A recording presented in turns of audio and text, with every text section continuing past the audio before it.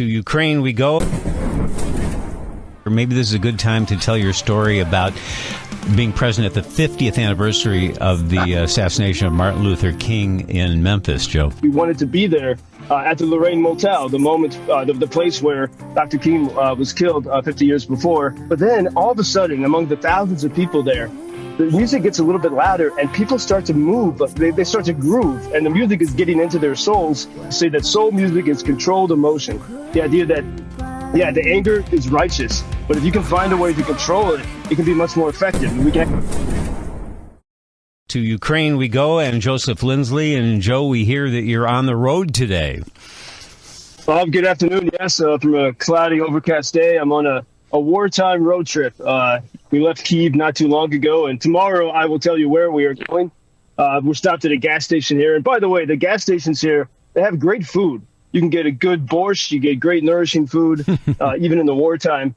And I'm traveling with a few friends. My friend Mike Poporechnik, he's the former European kickboxing champion and a civil society activist from the city of Nikopol, which, that's a city I've spoken a lot with you about, Nikopol, because they've been attacked every day and night. In fact, at this moment, that city is the only city that's currently under an air alarm. But Mike's been traveling the country and Europe, raising support for Ukraine. And I'm also joined by, he's also friends with Klitschko, the famous boxer who's mayor of Kyiv, and also my friend Taras, who's a civil society volunteer activist. And we are together with John Baptiste from our Ukrainian Freedom news team. He's here to document our wartime road trip. But we're on a mission to go to a couple cities to meet with the mayors and different leaders on how we can already begin the work of reconstruction, even in places that are currently being shelled. So that's our mission. I can tell you more about it once we get safely to those destinations. Can't wait to hear about that. With the election divisiveness here, maybe this is a good time to tell your story about being present at the 50th anniversary of the assassination of Martin Luther King in Memphis, Joe. Yeah, Bob, that was, I forget, it was 2018, I suppose, and I was traveling with a group of Americans. We wanted to be there at the Lorraine Motel, the moment, the place where Dr. King was killed 50 years before.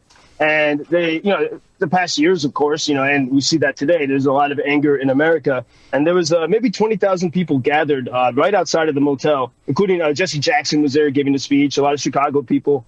And there was, there was supposed to be this moment of silence, 3 minutes of silence for the whole city of Memphis to remember the life of Dr. King. And they were going to ring a bell, and everyone was supposed to be quiet.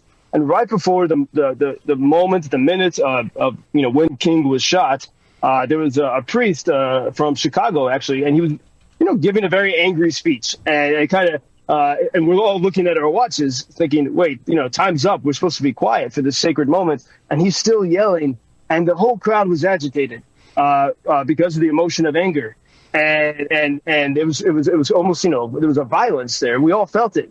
And then in the distance, so finally the guy, Jesse Jackson, gets the guy to be quiet, finally, to honor the moments of silence. The bell starts to ring. And then in the distance, I hear some music, and I'm agitated. I'm angry. I'm like, oh, some jerk is driving by playing music too loud, while we're trying to have this sacred moment.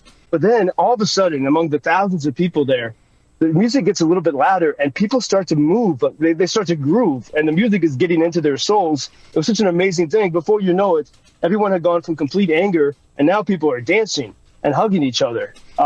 And this is how the minute of silence ended. All of a sudden, the Reverend Al Green comes out, the great musician who lives in Memphis, comes out on the stage, and he starts singing the song, Precious Lord, Lead Me On.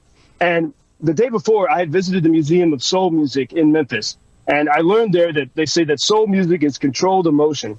The idea that, the anger is righteous, but if you can find a way to control it, it can be much more effective, and we can actually build something worthwhile in peace. And, emotions that I really feel here now during the time of war in Ukraine. But what I saw and what we talked about in the hotel bar, for example, that night, white and black Americans together, on how that music, without that musical moment there from Al Green, we would have left that with rage and anger. And I don't think it would have been very productive.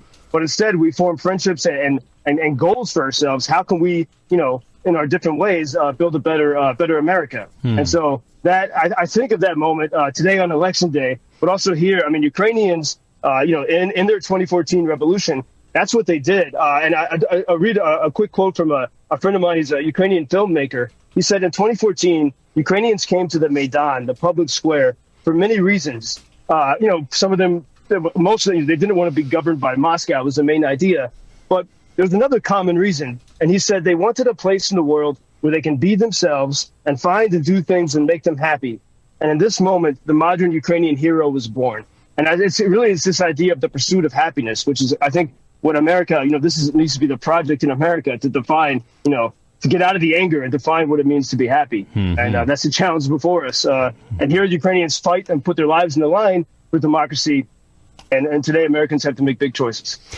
And maybe music is the answer. I've said this so many times. It's such a powerful, mood-altering, safe drug, music. Joe, before we let you go, I know you're making another delivery supply run, aren't you?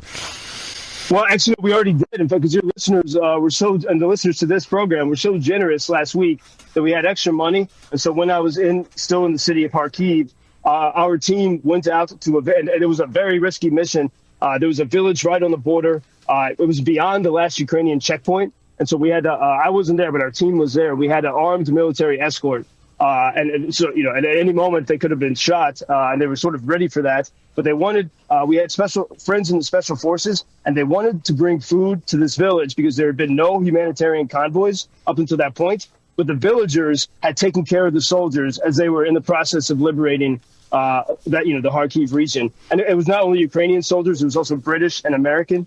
And so thanks to your listeners, these people had not had proper food really, and water for weeks. And thanks to WGN listeners, with our special forces friends, we were able to go into this risky zone and to give these people food. So thank you so much to your audience. You're so welcome. Joseph Lindsley on the road in Ukraine, and we'll talk about your travels tomorrow. Be safe. Thank you, Joe. Thank you, Bob. Joseph Lindsley, world's most interesting man. This I find in my garden. It's peace from rocket. Help us to win in this war.